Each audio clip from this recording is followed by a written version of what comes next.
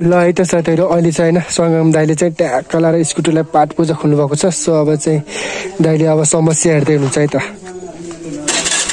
3 2 1 नमस्कार सम्पूर्ण दाजुभाइ तथा दिदी बहिनी र मेरो प्यारा मित्र साथीहरु, फर्स्ट अफ अल तपाईहरुलाई मेरो युट्युब च्यानलमा स्वागत छ।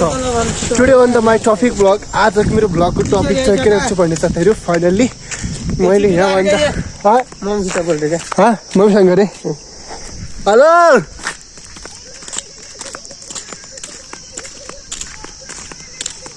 ए लाला मैले मोबाइल पनि हालम कि क्यारम भाइ?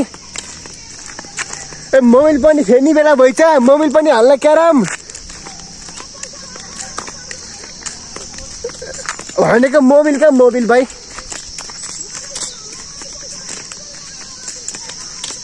ए ल ल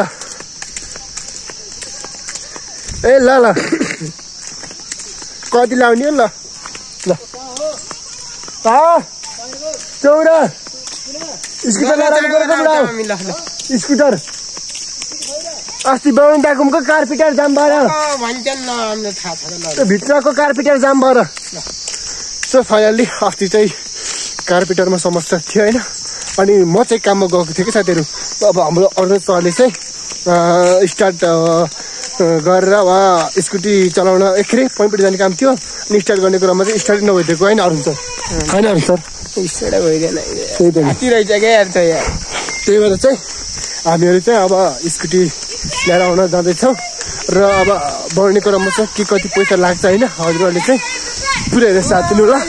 सो फाइनल्ली अहिले चाहिँ हामीहरु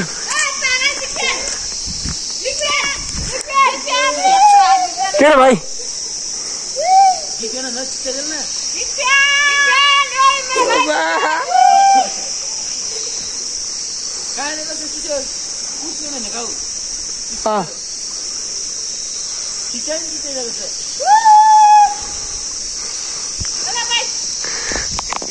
साथीहरु हामीहरु चाहिँ लाग्छौँ हैन, र आजको ब्लग चाहिँ हैन के कस्तो बन्ने छ हजुरहरूले चाहिँ पुरै साथ दिनु है त।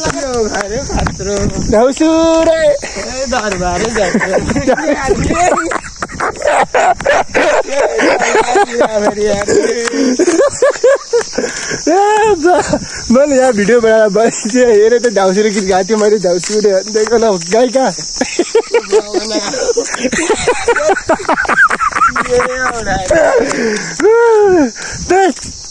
फाइनल्ली साथीहरु अहिले चाहिँ म चाहिँ सन्दीप दाइको ग्यारेजमा आइसकेँ ल आफ्नो स्कुटी गर्नलाई चाहिँ हैन। सो अस्ति के अरे उहाँ दाइले चाहिँ के अरे कार्पेटरको समस्या छ भन्नु चाहिँ हैन के कसो दाइ लजाउनु पर्दैन दाइ?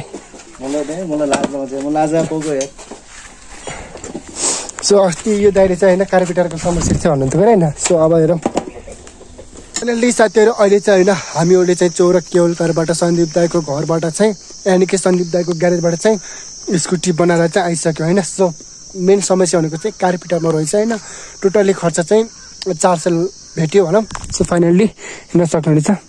यो चामलको बरु चाहिँ उहाँ ठाउँबाट हजुरबाको बाले हजुरबाको। सो त यो अब खर्च त्यति खासै केही आएन के हैन। अब त यो 400 हो टोटल्ली। सो अब त यो ल है त साथीहरु आजको ब्लग यही थियो हैन।